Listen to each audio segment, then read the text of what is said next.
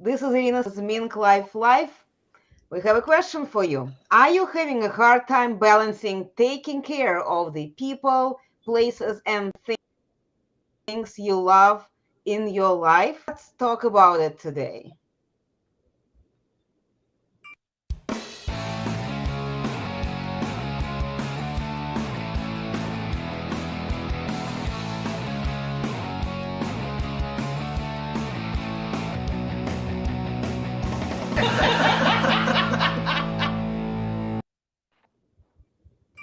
I love it.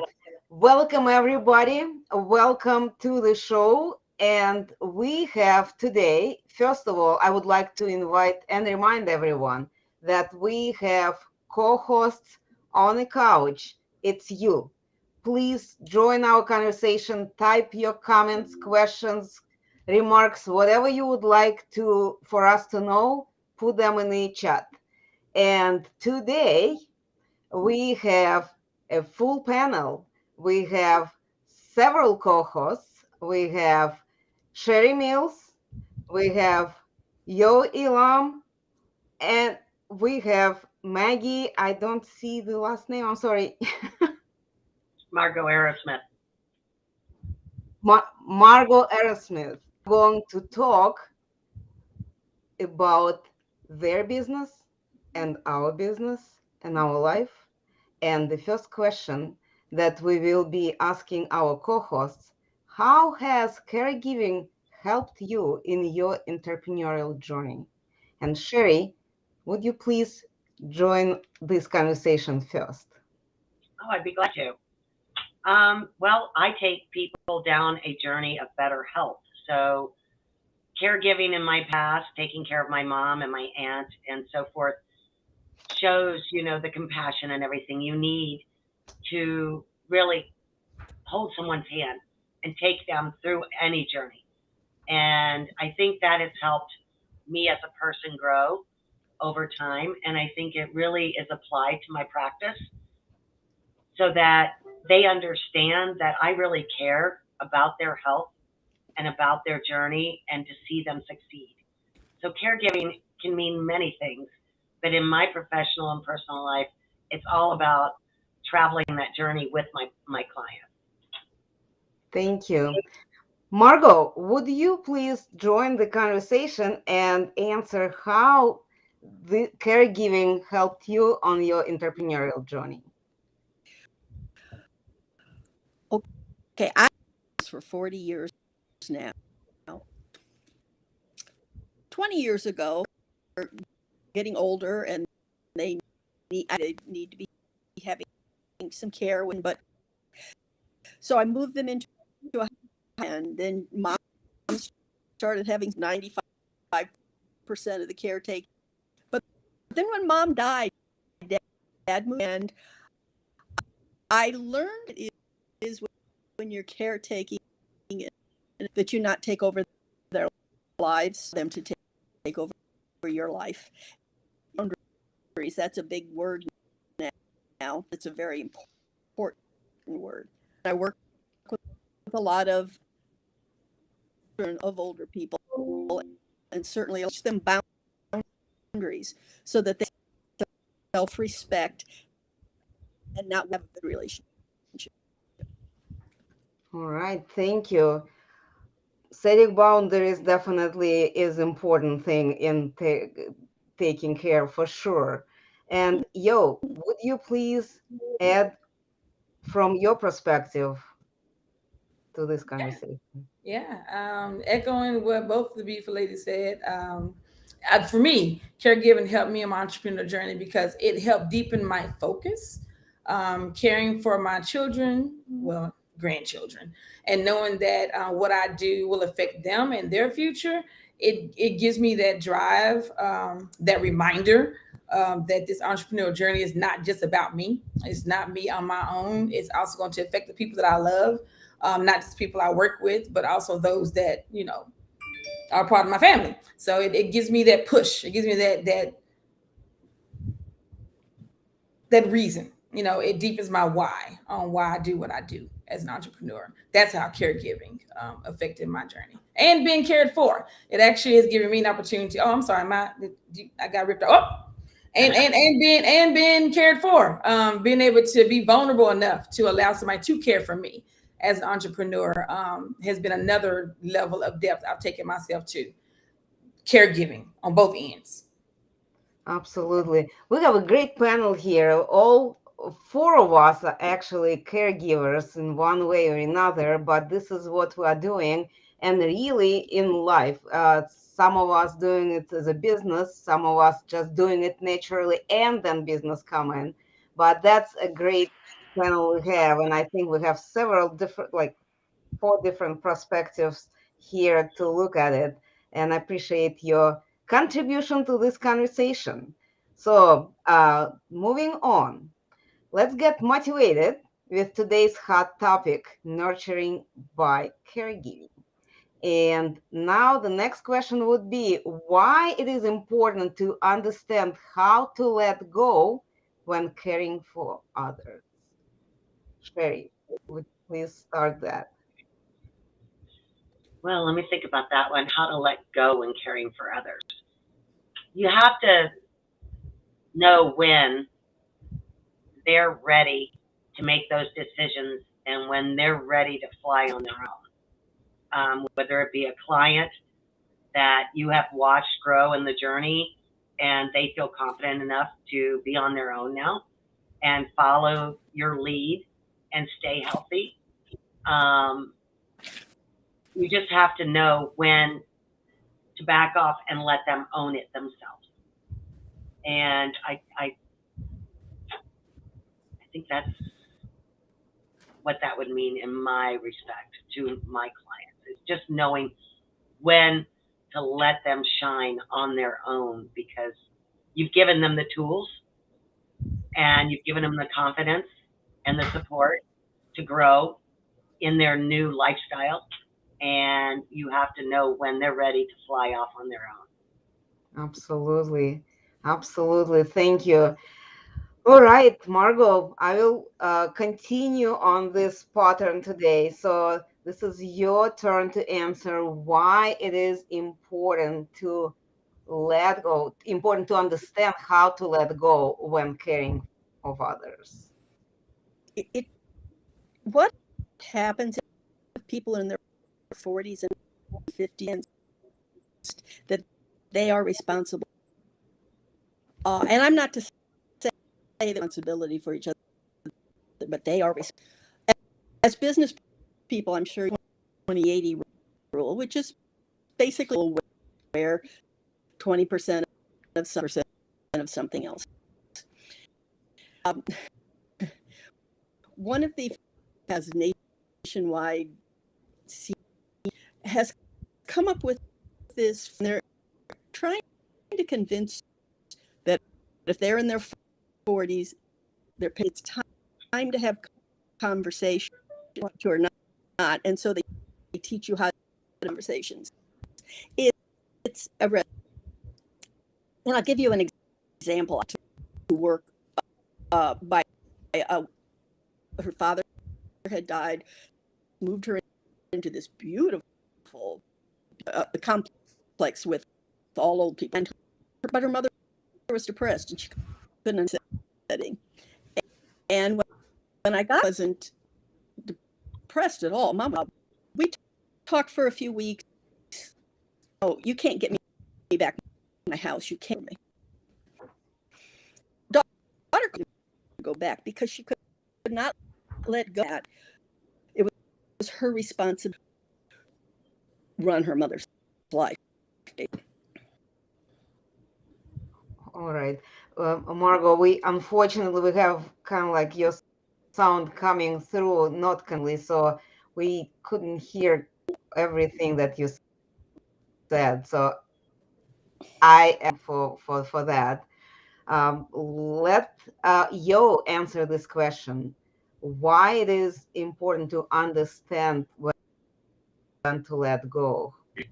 One of the first thing that popped in my mind is if you're anything like I am, or or people who tend to get wrapped up in other people's lives, like for whatever reason. Like for me, for example, I might get caught up in taking care of somebody else to avoid doing things for myself. And then that would be a red flag to know that I'm not pouring into them with the right purpose, and I need to be able to let go of that when I realize, if I realize that's an issue. Another one could be if that person is, in essence, sucking the life out of you. If they're draining you and pulling so much out of you that you don't have energy to take care of you or take care of what your business and entrepreneur journey is, that's another reason it's important to let go. It's just, it depends on the person. But I think as long as you have a balance in your life and you know what's a benefit and what's a deficit, and if it's somebody else that's the deficit, it's important to realize it's time to let that go. Sometimes we as people can take care to another level. It becomes an excuse. It becomes a commitment to something else that's not serving you. So you just have to be mindful of it and make sure that you are doing what's best for you first. So just, yeah, I think I've answered the question. I was waiting for it to come back up to make sure. Thank you, Yo. You actually, I think some of the words that you said were matching what Margo was talking about. I think this is from I was able to make, gather from this interrupted sound, but I agree absolutely. Yes, because so often we are pouring ourselves into helping others, and sometimes we're overflowing their cup and depleting our cup. So letting it go definitely helps us to stay more full, energized, and ready to pick up when it's needed rather than constantly pouring in, and even when it is not necessary as well. So thank you. And it's time for us to move to next question.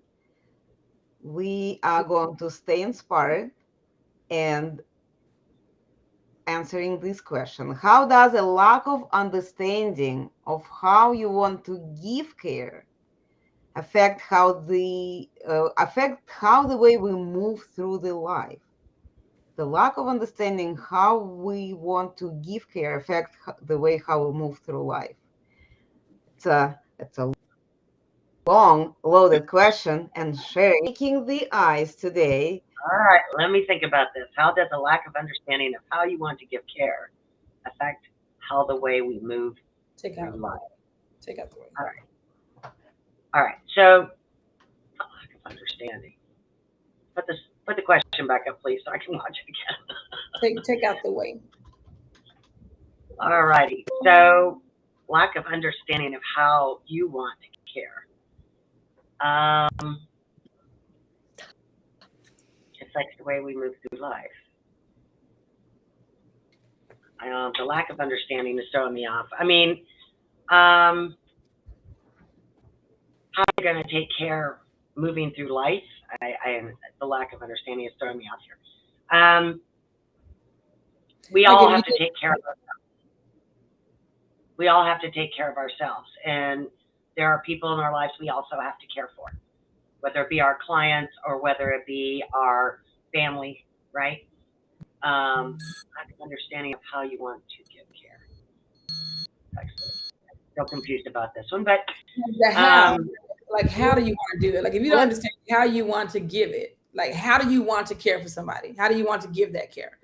Is it by time? Is it by money? Like, how do you want to do that? Like, no, it's about support and compassion, right? Mm-hmm. Support and compassion, I think, are two of the gifts that we all hold that we should support ourselves on, and that we should support the people around us with.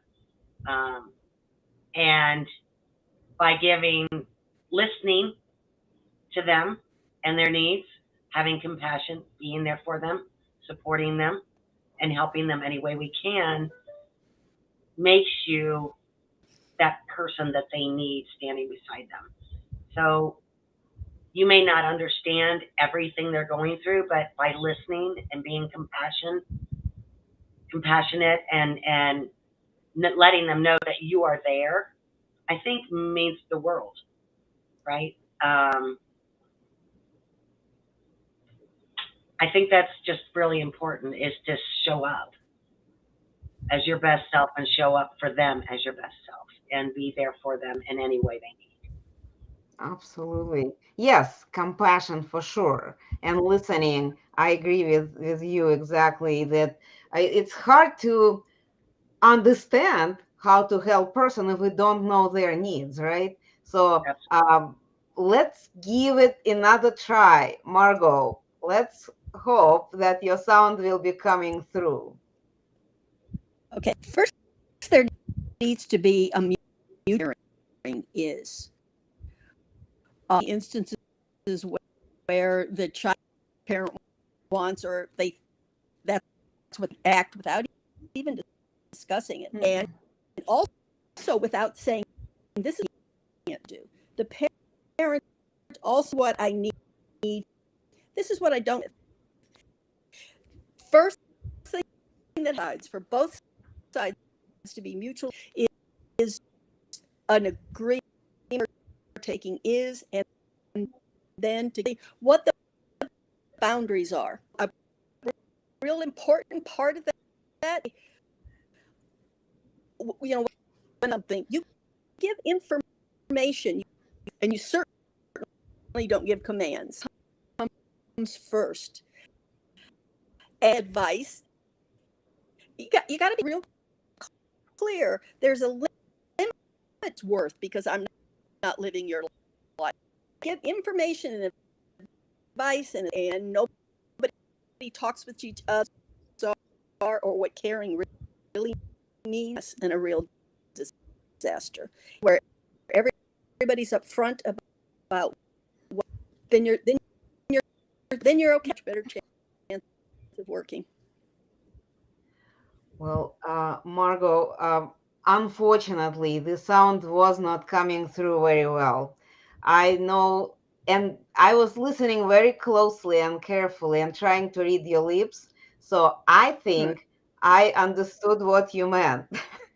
And again, agreement between the two parties, the care receiver, is important. Listening and understanding what is necessary, what we're looking for, is important. Again, the boundaries there. Don't overcome helping too much, but also don't overcome asking for too much. This is all very important in taking care.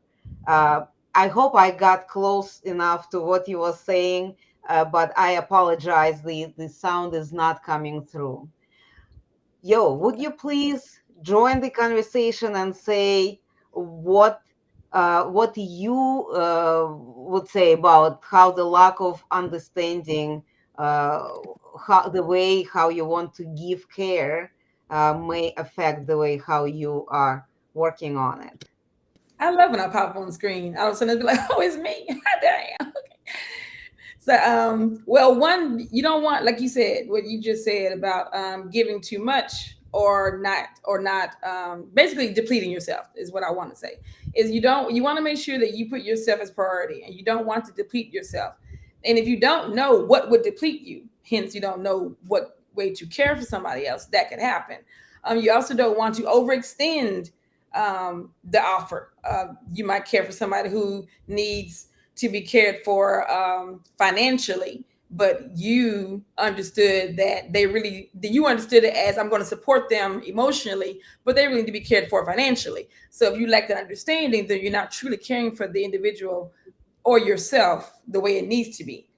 It just understanding is basically knowing what the person needs and what you need and providing that service. If you don't understand that, then you might be providing the wrong service. I think I said it three different ways, but I hope that makes sense. I think that's what Margo was trying to say too.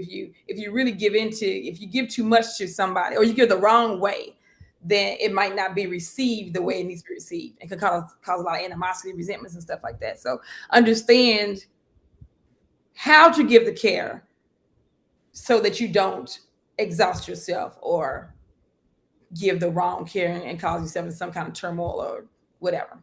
Yeah, I think that's it. Yes, great. Thank you. And so you're saying understand how to give the care, but also understand what kind of care. Because sometimes, like, I need help, and all the person needs is to bring the grocery from the store and not cook for them, not feed them from the spoon, just bring the grocery. And when we don't get that, we sometimes may create a totally different effect of our, act of kindness. So good. Let's move on. Next question we have. We are talking about keeping networking, and who would you like for help when we move in caregiving? And Sheri, did you can you see the question? This is on the screen. Who Are you should ready you to ask? answer, or we move to Yo, who is like a uh, Boy Scout, always ready? If you only knew what it took to get on this show right now.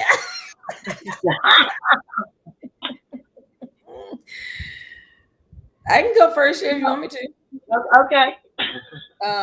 The first thing that I thought of is a caregiver similar to my style and personality. I would find somebody who reminds me of me, that is successful at caregiving, that is still fulfilling themselves and they're not depleted. And I would ask them what do they do to maintain that, or just other caregivers in general. Somebody that has been doing this longer than I have. I would reach out to those people. Ask again the person you're caring for. Definitely want to ask them, as we said earlier, to make sure that you're on the same page and you're providing the kind of care that they actually need and want, not just what you think they need and want. So if you want to improve, I always say go to somebody or something that's similar to what you do and seek that conversation out and get their advice and support. That's what I would say. Absolutely. And Margo here added, since she today unfortunately is voiceless, she added, she texted that someone who respects the capabilities of the person you are caring for. So this is very That too. important to find those kind of people, right? Sheri, do you have anything to add to what you already said? Yes, I mean, both of you have the right idea. I know when I was going through this with my aunt and my mother, I not only went to doctor's appointments and stuff and asked them, you know, what do you need from me to help you with my mother? And of course, talking to my mother and asking her what her needs. And of course, her needs always didn't match what everybody else wanted her to have. So sometimes it was a little bit of a tough conversation, which Margo's really good at explaining and helping families have those tough conversations. But I've been there. But I think you have to look at the whole care team and how we can all meld together and bring value to that person. Absolutely. Yes, and this is like my husband used to say that help is always appreciated when it's given in the way how it's needed, how it's been asked for. So when we are trying to help, and again, I am just going to the simplest examples, and somebody cannot read because the eyes are failing, person cannot talk or cannot hear, we don't have to yell at them because they hear perfectly and they can speak.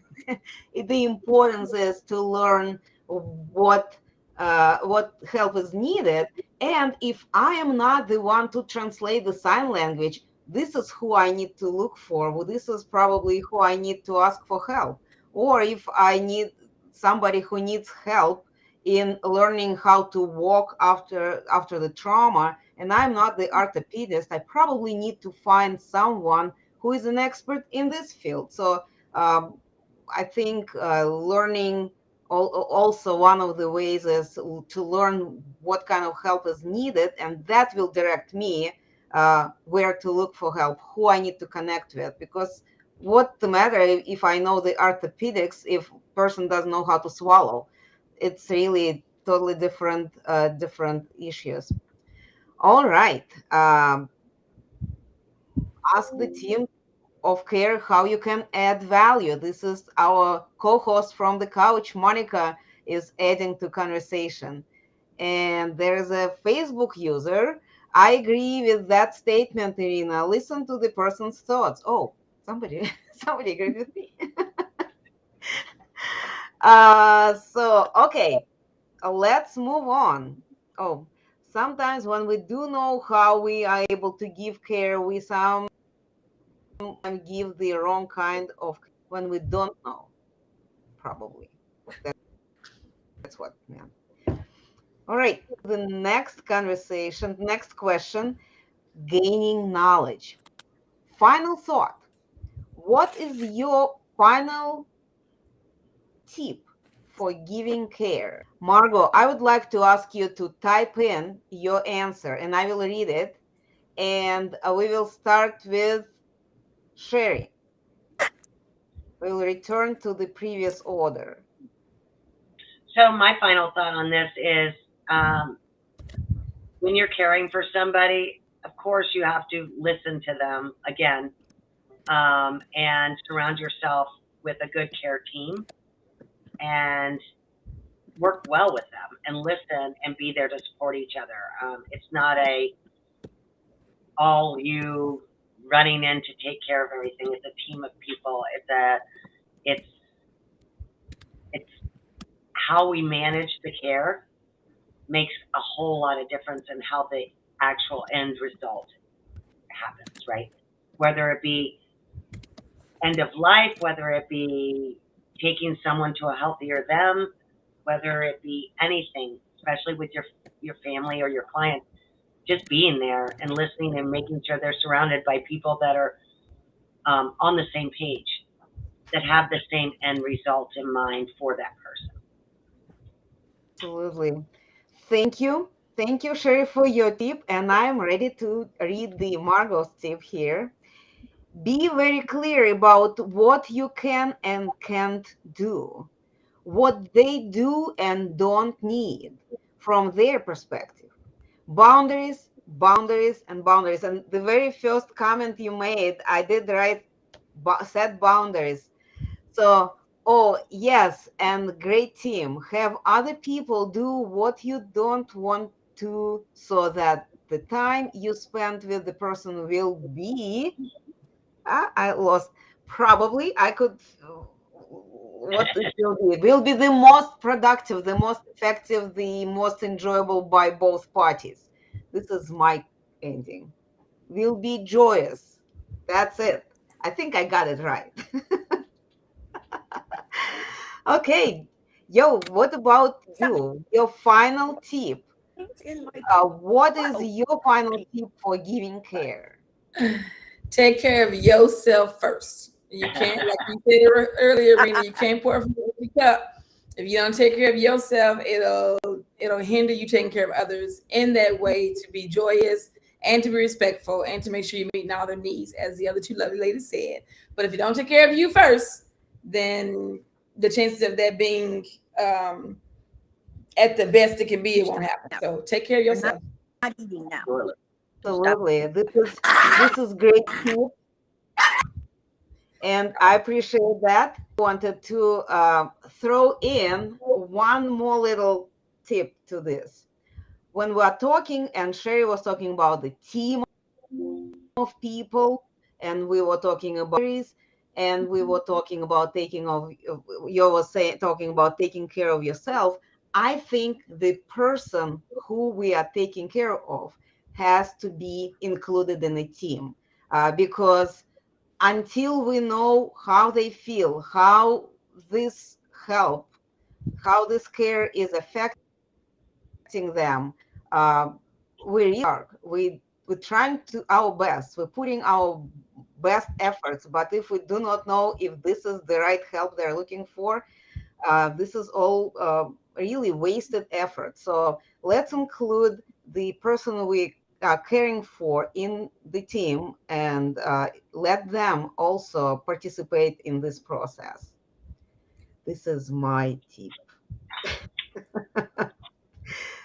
That's so important, said Peggy. Thank you, Peggy, for your comment. And this is the end of our Q&A session, but we have the special time coming up, and it is the time for Announcements, announcement. announcements, announcements. So with the absence of Monica, who is the author and original songwriter and performer of this song, we had Yo doing the cover for it. Yeah. And thank you for that.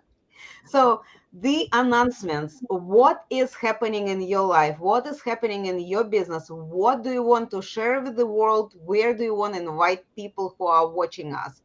Sheri, would you please start with that? I would be glad to. I am actually hosting an event on August 31st from 2 to 5 Eastern Time called Happiness Through Self-Care. So as we were discussing today, you must take care of yourself first before you can take care of others. That is so important. And so many times we're driving that train to take care of our family, our friends, our business, and we neglect ourselves. And that's a major no-no. We have to show up as our best selves in all of our parts of our lives, whether it be work, whether it be family, whether it be, just anything. You have to show up as your best self. So we are doing, the event is called Happiness Through Self-Care. And I have some amazing speakers. We're going to be talking about anything from how you present, how you show up, your surrounding, law of attraction, losing regrets, mindset, mindfulness, cognitive behavioral therapy. We're also talking about meditation, in nutrition, exercise, how to get better night's sleep, all the things that can help you show up as the best you possible. So I hope you can join us. Thank you. And you could see the link to this event was in the what it was, the running strip under the image of Sheri. So if you didn't have chance to copy it, rewind our recording and copy it again. So what is your I am going to be hosting another BYOB, and I don't mean booze, BYOB, Be Yourself Brunch. It's going to be August 28th here in the DFW area. The venue might change. I'm looking at going to Main Event or Dave and Buster's so we can have some fun, get to know each other, and start taking some steps to create the undercurrent of joy so that when things get shitty, you ain't got to feel shitty about it. So I'll see you on August 28th. what time? Oh, 11:30 to 1:30. You can get all the details at www.loveyourlife.me. Okay, good. Thank you. Margo, did you have chance to type in your announcement?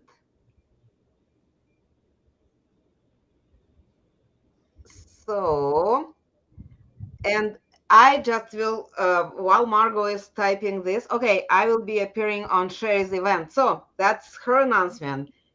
Join Sheri's event so you could actually experience both of our wonderful co-hosts today. And as for myself, I am the founder of the great, huge, in both meanings, Facebook group called Diabetes 101 for Beginners. This is where we are helping people who were recently diagnosed with that disease to really catch the breath, find the grounds, and start making changes in their life so they could start feeling better and start making movements towards their healthier life so they could enjoy it and don't live scared. It's a big community. Please join us. We have support group meetings, we have events, educational events happening.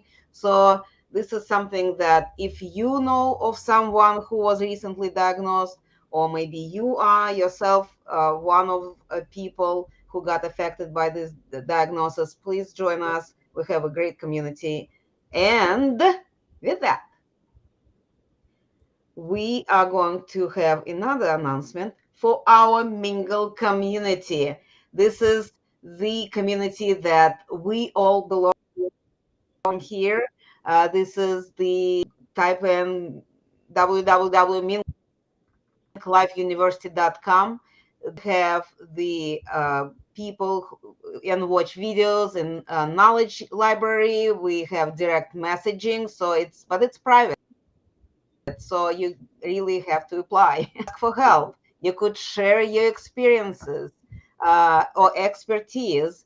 Again, www.minklifeuniversity.com, and that is the community that we all belong and love, and sharing our knowledge where. And there is another thing extremely important.